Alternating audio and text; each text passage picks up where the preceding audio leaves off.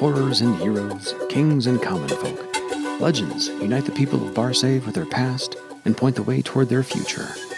Inspired by legends, the heroes of Barsave fight to reclaim their world from the devastation of the Scourge and to free it from the remaining horrors. These heroes, in turn, spawn the legends that will inspire Barsave's future generations. The Questor and the Magician. Once there was a brother, a great Questor of Astendar, and a sister, a wielder of powerful magic. The brother was named Eacon, the sister, Tassia. Together with their allies Braltoth the Rock, Embarrass the Wave, and the Countess of Nevermore, they vanquished many horrors and wicked name-givers. They overturned the plateau of Umnor to crush the Choir of Madness. They shattered the Tower of False Regrets. They delved deep into the chasm of 1,000 throats and came back alive. And in all these and other mighty deeds, Tassia and Eacon worked together like hand and glove, like lock and key, like river and riverbed. But as they celebrated each victory in their keep in forgotten Ceramore, they always disagreed about which powers were superior, those bestowed by the passions, or those discovered through name-giver magic alone. No matter where the talk over ale and food, whatever Eacon said, Tassia would dispute, and when Tassia voiced an opinion, Eacon contradicted it. On the rare occasions when one convinced the other, the victor would switch positions merely to continue the debate. One day, either Tassia or Eacon, no one remembers which, proposed a wager to settle the question. To test which powers were superior, the Questor and the Magician agreed that each would forge a bell of purest metal. The other members of their legendary adventuring party would judge the contest, and whoever produced the bell with the most beautiful tone would be the victor. So Eacon and Tassia retreated to their own private workshops, while their friends pursued other matters. A month later, the three judges returned to the keep at Ceramore, only to discover that neither the Questor nor the Magician had emerged from their sequester. After another month, the three returned again, but Eacon and Tassia still refused to come out. The three returned a third time, a year later, and still the Questor and the Magician had not finished their work. The three adventurers pleaded with Eacon and Tassia to abandon their wager, but they would not, and so the legendary friends parted ways. 7 years later, Braltoth the Rock was slain by a child bearing a silver tray, as had been prophesied years ago by Braltoth's mother. 13 years later, the Countess of Nevermore was caught in a spirit maze, and her body withered and died. And 13 years after that, Embarrass the Wave was turned to sand by the Barsave snake and scattered by the winds. Another 20 years later, on a bright Rockwas morning, Eacon and Tassia emerged simultaneously from their workshops in the keep. Aged and crippled both, they came together, each to admit defeat, for each had a fine-looking bell that made no sound. "We have wasted our lives on a foolish wager," Eacon said, "and we have lost many years we could have spent with our great companions, who are now forever lost to us." "Though I find the irony of it painful, I am forced to agree, my brother," said Tassia. Carelessly, they threw the bells down onto the floor. The bells rolled together and touched. To the surprise of both brother and sister, the two bells became one, making the most lovely peal heard before or since. The sound of the bell rejuvenated the Questor and the Magician, and brought their comrades back to life from their various graves. Surprised to be alive at Ceramore and at the height of their powers, Braltoth, Embarrass, and the Countess of Nevermore quickly pronounced the bell contest a draw. Reunited in a miraculous second youth, the 5 adventurers accomplished many more heroic exploits. Realizing, however, that their bell was too beautiful and powerful to be hung from any tower, Eacon and Tassia split it in two and hid its pieces. It is said that miracles will happen when the bell rings again.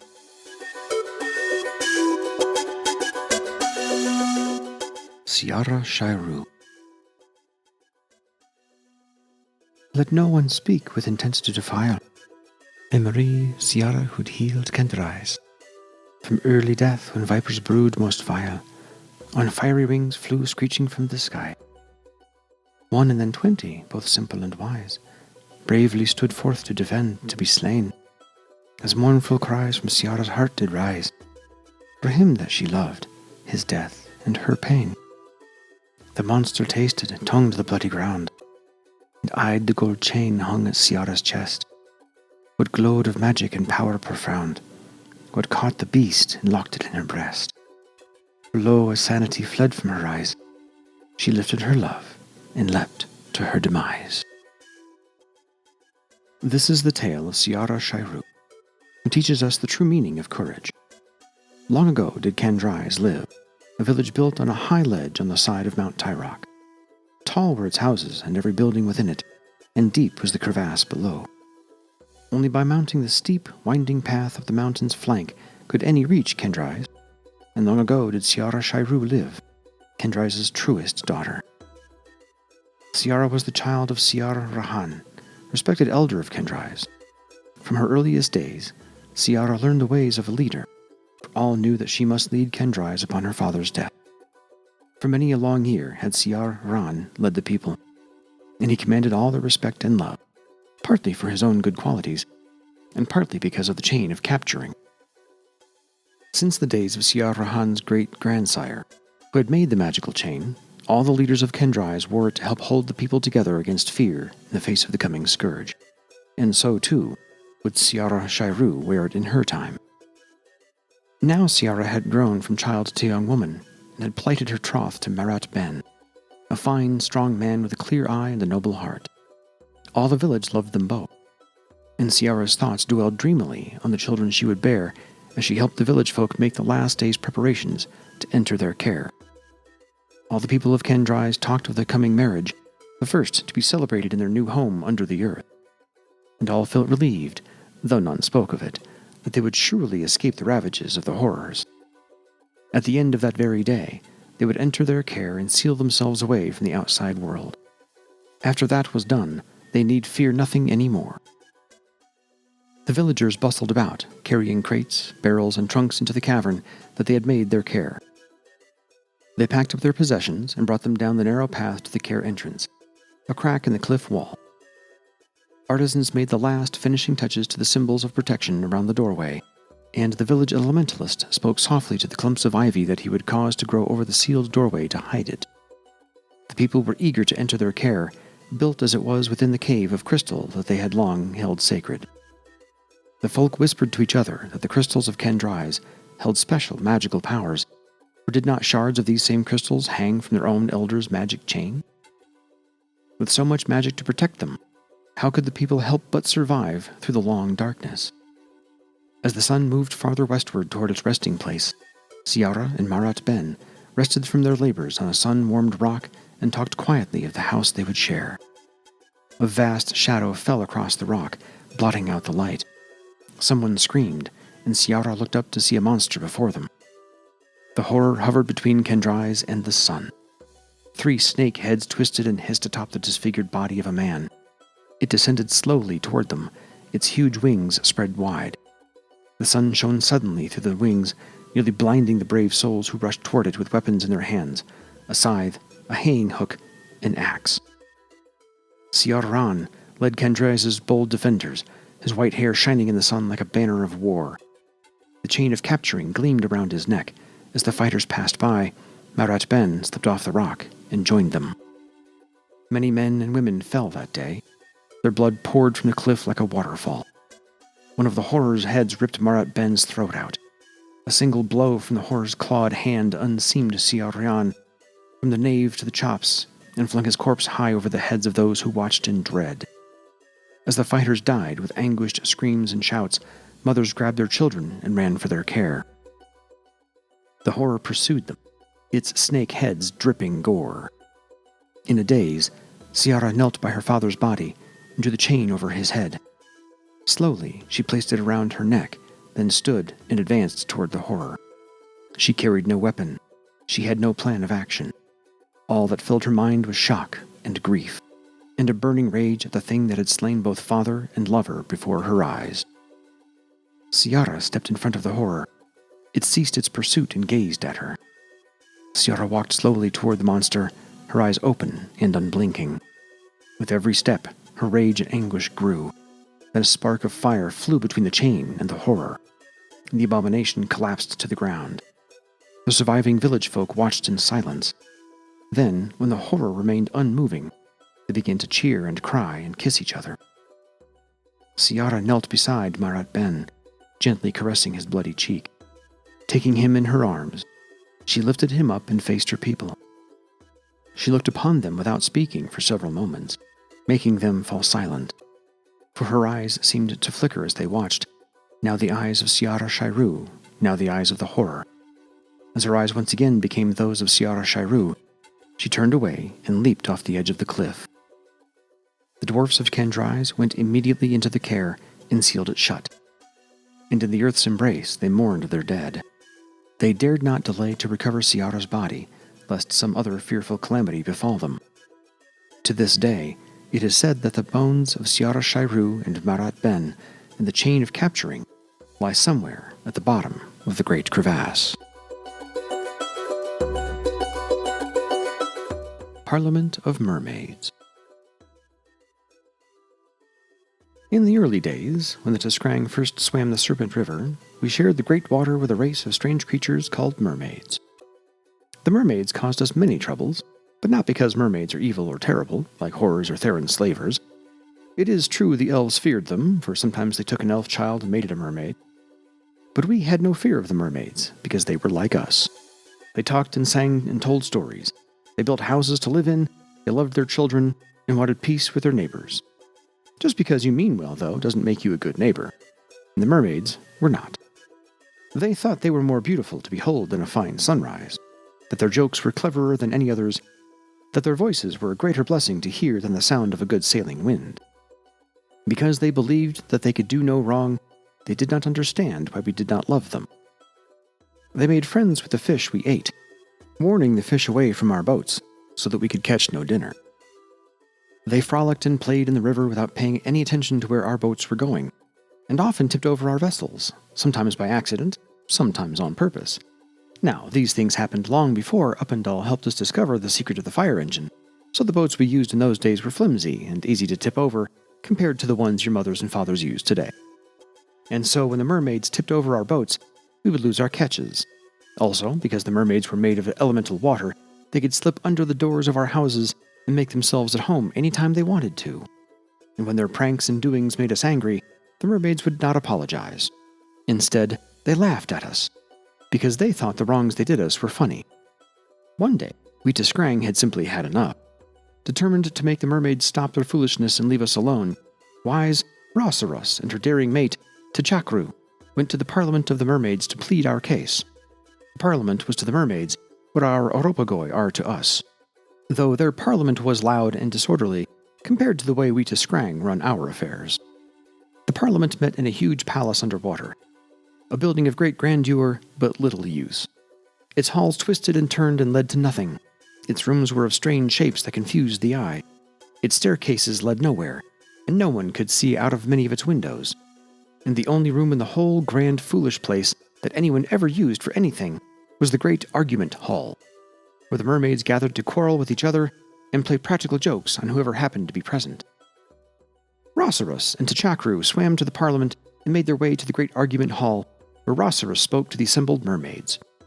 But the proud mermaids rebuffed her. They claimed that the great river was theirs, and said we should be honored to have them bursting into our homes and tipping over our boats. Then they began to sing and play their lyres for Rosaros, thinking that their performance would be sufficient payment to make up for their wrongs.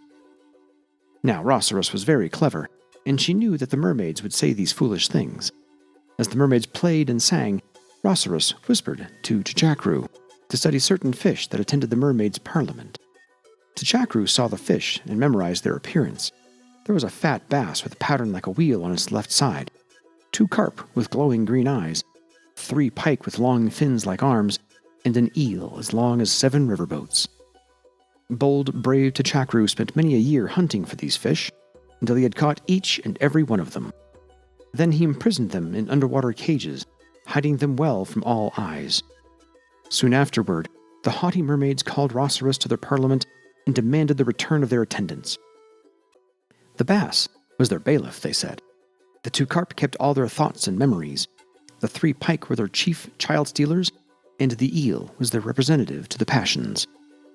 Rocerus refused to give the fish back, and the mermaids became so angry that they threatened to leave the Serpent River and this world unless Rocerus gave in to their demands. This threat was exactly what Rocerus had been waiting for. Politely but firmly, she refused the mermaids one last time and wished them a safe journey to the other world. Now these words took the mermaids aback. They could not believe that Rocerus would risk losing their delightful company. But the mermaids were too proud to take back what they had said, and so they made preparations to go to another world. Up until the very last moment, even as they stepped over the gate from this world to the new one they had chosen, the proud mermaids expected Rocerus to relent, to promise to return the fish and beg them to stay. But Rocerus merely bid them farewell, smiling all the while. Ever since that time, the river has been free of mermaids, and if you ever find a cage in which a strange bass and eel swim with 2 carp and 3 pikes, leave them be. We don't want those pests to come back.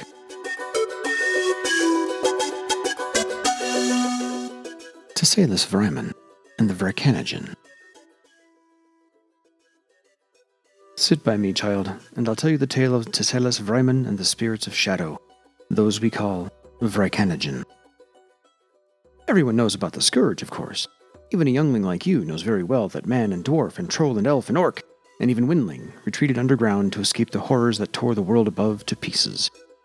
Even we Tiskrang hid during that time, going into our long sleep rather than face the horrors, for this enemy was so strong and so evil that not even our bravest heart could stand against them. But do you know of the great heroes of the time just after the scourge ended? When we first began to wake and the other races first began to come out of their dark burrows?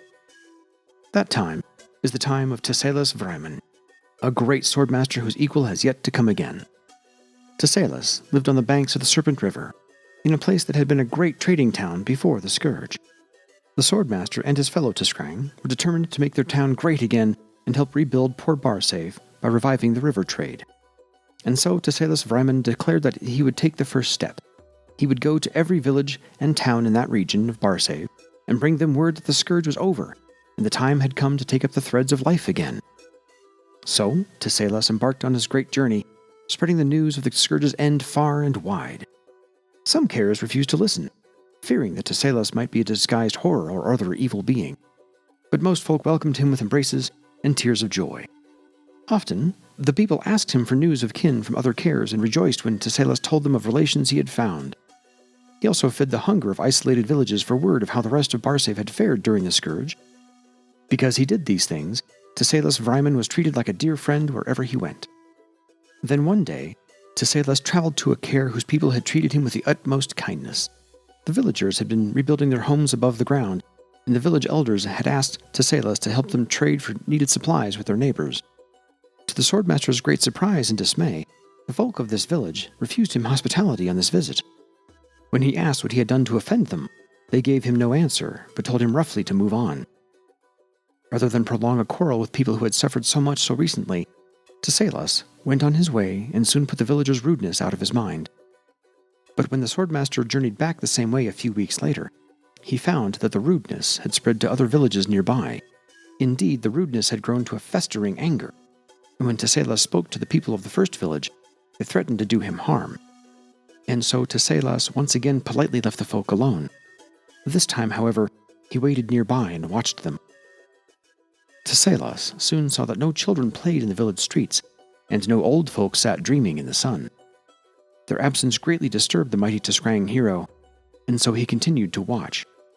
As the twilight drew closer, he saw people sneaking out of their half-built houses carrying bundles in their arms, which they dumped into the village well. No one's eyes met anyone else's, and no one spoke a single word. One by one, the people snuck to the well and threw their bundles into its inky depths. Curious, Tesselis prowled close enough to catch a glimpse of the bundles. The wrapping came loose on one of them, and Tesselis saw that it was a bundle of bones. And Tesselis thought of the missing children and old ones, and he grew afraid. And as more and more people threw their little bony packages into the well, Tesselis was seized by a great, hot rage. He leaped from his hiding place and struck out at the villagers, howling in righteous fury. The villagers hissed like snakes and fled into the shadows.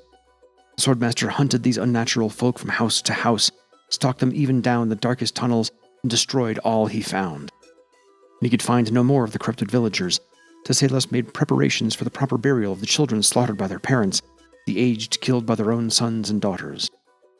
As he worked, Thessalus Vriimon heard the dry rasping of dead leaves and the scuttling of clawed feet on stone. He looked up and saw what had once been the people of the village, risen from the dead and revealed as Vyrkanogen. They walked in the skin of name-givers. Their teeth were fangs, and their nails were claws. And a darkness surrounded them, the darkness of a sealed grave. Thessalus drew his sword just as the Vyrkanogen attacked. He fought with all the skill at his command, but the mighty hero was weary from his earlier labors. He killed many of the horror-tainted villagers, slashing with his sword and breaking bones with the lash of his tail. But in the end, the nightmare creatures overwhelmed him. He died, bleeding from 1,000 wounds, swinging his sword to his last breath, and the monsters feasted on his corpse.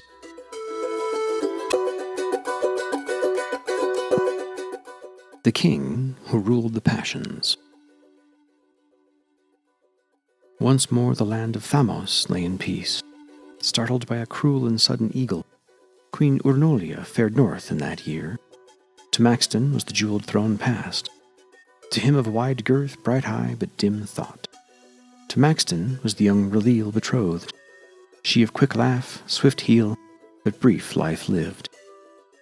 Came many kings and queens from lands afar, to hear Maxton and R'lyeh pledge their vows. Quoth Maxton at the bride feast, I am joy. Thamos lies peaceful, in R'lyeh's fair eyes I drown. Such drowning ne'er tasted sweeter. Quoth R'lyeh in turn, my gracious king, of all that you survey, you are the lord. Then stood from humblest seat far from the throne, in shabby robes where rainbow colors danced, a laughing Questor of wild Vestriel. The Questor spake, of much you may be, lord, yet far above you ever stand the passions. Quoth Maxton, as the flame burned in his cheeks, no shabby jester shall so shame me here. To kings and queens assembled, Maxton said, I know not of your realms, here I rule all. Fires of shame and rage in Maxton swelled, as R'lyeh gazed upon him, puffed with pride. To royal heralds Maxton gave decree, all Questors were to bow to him, or die. First came the one who shamed him as he wed. Unsay your words, quoth Maxton, lest you die. The jester answered, my words I'll withdraw, their truth, great king, not you nor I can alter. Then Maxton said, your kind speaks double-tongued. All truths are double, quoth the jester, smiling, and smiled he still as sharp blades pierced his heart. Some Questors gave their pride as poor tribute, bobbing shameless at their new lord's feet. Some tied the passion's words in twists and turns. Once true to one, these served two masters false. Others gave their lives as lesser price than to betray the passion's pledge to serve. These bloodied the blades of Maxton's loyal men. Maxton grew white of hair and short of tooth. R'lyeh's once fragrant flower withered. When o'er the Questor's victory was declared, fearsome king and queen exulted, until upon the inner palace door a dozen knocks disturbed the air like thunder. Quoth Maxton, who is't that would enter here? Spake one unseen, those who accept your rule. Swung wide the door, 12 passions stood beyond it. Thestonius, warrior lord, cast down his weapon. Low-Cost, the rebel, said, our cause is lost. We bow to you we call overlord. And Vestriel, clown Vestriel, he smiled. The passions' fealty Maxton did accept. He made them servants in his castle keep. Gardens glorious did Jasperi grow. Garments fabulous did Floranuus sew. Cures miraculous did Garland make. Gold from empty air did Chorolus take. Low-Cost and Thesonius fought for sport upon a stage for Maxton and R'lyeh. A labyrinthine palace Dis designed, and proud Uppendal built it up with ease. Ragok to distant courts as envoy went, in halls of justice did Minbruges labor, weighing arguments of lesser men. Astendar from his lute plucked songs of sorrow, as on mutton king and queen did sup. And Vestriel, clown Vestriel, he smiled, for on the day Maxton took passion's service, that very day his doom was promised, his doom and that of his fair realm, proud Thamos. Thistonius's blows and Locusts went astray, felling the kingdom's finest warriors. Rygok forced 2 strong bonds with ally nations, so wily Maxton could not betray them. Minbruge's justice gave too much to many. Not all Tyrolus's gold could pay the cost. And Vestriel, Clown Vestriel, he smiled. Thorunus's robes enchanted every eye that saw them, hypnotized, the people died, for Garland's healing could not restore them. One by one, great Thamos lost its treasure, the subjects of the prideful king and queen, until alone stood Maxton and Relil, wandering lost through echoing palace halls. Conceived by Dis, too strange for mortal minds, built by Uppendal, too strong to fall, until Jaspri's wild garden choked its stones. Then Astendar's sad songs rang too true. King Maxton and Queen Relil were maddened, ruined Thamos by the passions left abandoned. And Vestriel, Clown Vestriel, he smiled. The lesson needs no poet to explain. Of this sad tale the meaning's all too plain. Thamos is long dead, his beauty's gone. Yet still the words its dead folks speak ring strong. Passions rule name-givers, not the reverse. This truth refused invites Vestriel's curse. The Way of the Beasts. When the world was young, there lived a troll named Isang. He was the strongest troll in his village and showed true Chikara. He was fierce in battle and gentler than a baby bird to those he loved. Above all things, Isang loved to learn about the world. He flew airships far and wide to see everything there was to see. One day, he flew his airship into the fierce mountain winds. The winds snapped the mast and the rudder, and Isang could not steer. He climbed the broken mast to see if he could affix the sail elsewhere. Just then, the wind struck hard at the ship. It bucked like a wild thunder beast, throwing him into the air, and Isang began to fall. The branches of a young pine broke his fall, and so he landed without hurt. But as soon as he looked around him, Isang saw that he was in trouble, for he had landed in the mountains to the southeast of his moot home, in the lands claimed by scorchers. No sooner did he recognize this danger than he heard the tread of thunder beasts below.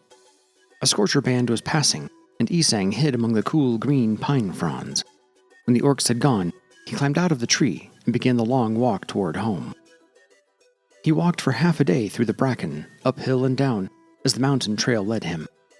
He did not stop to break his fast, lest the scorchers catch up with him. Around him he saw only bracken and bare rock. No bushes grew to give him berries, nor trees to drop their fruit for him. His feet began to hurt and his belly to ache with hunger, but still he walked on under the bright, merciless sun. He looked up at the blue sky and saw an eagle soaring across it. Oh, how he wished to be an eagle, flying among the clouds. Just then the eagle flew closer to Isang, its golden eyes meeting his own. The eagle dropped a fish from its beak at Isang's feet. Isang took up the fish and bowed his head. "Thank you, my brother, for my first meal," Isang said. When Isang had satisfied his hunger, he walked on, and soon saw a great black bear trapped under a fallen pine. Isang looked at the bear and felt pity for the beast's pain and fear. For was not he himself in pain from his fall and fearful of death at the hands of the orcs? Isang grasped the trunk of the pine tree in his strong arms and pulled, ignoring the new pain it caused him. Harder and harder he pulled until he had freed the bear. The bear looked at him, bowed its shaggy head, and lumbered away into the woods. "Farewell, my brother," said Isang. Isang began to walk again, but stopped when he saw a deadly viper in his path. Slowly, Isang bent down and picked up a rock to crush the snake. He dared not take his eyes off of it for a moment, lest it strike and poison him. But as he gazed at it, the pattern of its red, black, brown, and white scales mesmerized him with its beauty. "I cannot kill anything so lovely," he said as he put the rock down. And so he waited, as still as a hot night, until the snake crawled away. "Thank you for letting me pass, my brother," Isang said, and continued on his way. For days Isang walked, but his cracked ribs and bruises pained him and the hard journey tired him. He had little to eat and could not build up his strength. He knew that it would take him many weeks to get home, and wondered if he could survive so long. Then he came to the edge of a mountain stream, where he washed his face in the cool, clear water. As he rested, he spied a clan of beavers by the water's edge. The beavers were building their home, and Isang paid close attention to everything they did. It came to him that he too could build a home in these mountains, where he might live while he recovered his strength and health. "Thank you for your example, my brothers," he said. So Isang did as the beavers did and built himself a shelter. He followed the bear and learned what roots and berries to eat. He followed the eagle and learned where to fish. He followed the viper and learned how to strike quickly at those who threatened his peace. For many weeks, Isang learned from the creatures of the mountains. Then one day, while Isang was gathering tallow berries, a band of 10 orc scorchers found him. Eager to kill the young troll for sport, the orcs gave chase, but Isang disappeared into his shelter. The orcs saw only a heap of twigs and branches, and they quarreled with each other over where Isang had gone. As they passed Isang's shelter, quarreling as loudly as a flock of crows, Isang struck with the speed of the viper and killed 2 scorchers who had straggled behind. Then Isang climbed a nearby tree. When the other orcs came back to look for their comrades, Isang swooped down on the first of them like an eagle, knocking him from his thunder beast. Then Isang fought the orc like a bear, crushing him in his powerful arms. The remaining 7 orcs closed in to kill Isang, but his secret heart cried out, "Help me, brothers and sisters!" The bear ran from the woods, and the eagle flew down from the sky to help him. The viper crawled out from the ground, and the beaver came from the water to help him. Together, Isang and his brothers and sisters defeated the orcs. Isang never forgot the courage of kindness of the beasts, and always called them his true kindred. And so do all who follow the way of Isang, even to this day.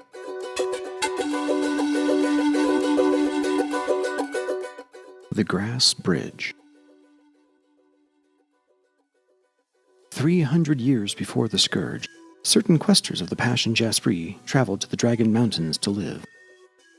On a steep plateau high among the rocky slopes, these children of Jaspri found rich soil made of the fire rock and knew that they would make their new home in this place that Jaspri had blessed. And so they built a village, and they called it Tauzana, or Place of Peace and Abundance. And Jaspri blessed their efforts, and the earth yielded more to them than their numbers could eat or store. And so the people of Tauzana packed up all that they did not need, and the strongest and nimblest of the young men and women climbed down the steep side of the plateau, carrying the fruits and vegetables. They traveled to the nearby city of Ciarra and gave away their bounty to feed the city's poor. The people of Tauzana lived this way for year upon year upon year, growing what they could, using what they needed, and giving away what they did not. Children were born to them, grew up, married, and had more children, until 8 generations had been born and lived in Tauzana. Jaspri smiled on them, and they found life good, except for the far-off whispers of the calamity that we know as the Scourge. As time passed, the weather grew changeable, and the crops did not grow as well as they once had. The men and women of Tauzana no longer traveled to Ciarra with foodstuffs. They could scarcely grow enough to feed themselves. Then a few crops succumbed to blight, which had never happened before. The people of Tauzana still trusted Jaspri, but they could not help being afraid. Day and night, they implored the Passion to give them a sign. Should they stay or find a new home? What was happening to the world, and what should they do to help heal it? Then one day, a wooden airship appeared in the skies over Tauzana. People welcomed it with cheers and cries, believing that their Passion had at last sent them a sign. The ship landed in the center of the little village, and a dwarf in the livery of thrall stepped out. She carried a book in her hands, and her face was grave as she spoke. She told the gathered folk of Tauzana that the Scourge was almost upon them, and that they must make haste to build a care to protect themselves from the evil ravages of the horrors. When she finished speaking, she gave the book to the elders of Tauzana and departed. The people watched her go, amazed and afraid at the tidings she had brought them. All that night, the elders listened as the folk of Tauzana debated whether to leave their home, build a care, or trust in Jaspri to keep them safe from the coming catastrophe. Not until the sun rose the next morning did the elders and the people reach their decision. They would stay in Tauzana, and they would build no care. Jaspri would shield them from the horrors if she willed. If not, the people would accept their fate the Passion decreed for them. Harvest time drew near, and the people of Tauzana went to the fields to gather pumpkins for the harvest festival. Just as they reached the fields, the ripening orange spheres burst open. Each pumpkin hid a worm's skull in its heart. With screams of terror at the sight of the masses of writhing maggots, the people fled to the village, pursued by the army of grinning horrors. Mothers and fathers snatched up the children, and those too frail to run, and all fled to the edge of the plateau. There they stopped and despaired, for the sides of the plateau were too steep for any but the most agile to climb down. Some of the people could save themselves from the horrors, but only if they left their children and old folk behind. With a single mind and a single heart, the people of Tausana chose to stay and face death together, rather than leave behind a single one of their number. At the edge of the plateau, parents and children and grandchildren held each other and sang a song of thanks to Jaspri for the many happy years they had known at Tausana. Touched by their love and faith, Jaspri bent her will to the plateau. Sprigs of grass, pumpkin vines, and fallen autumn leaves rose in the air, whirled around in mad dances and wove themselves together into grassy mats. Then the mats joined each to each, forming a wide bridge from the plateau to the gentle slope across the way. Seeing it, the people marveled, but they did not move toward it, for it looked too flimsy to hold even the smallest child's weight.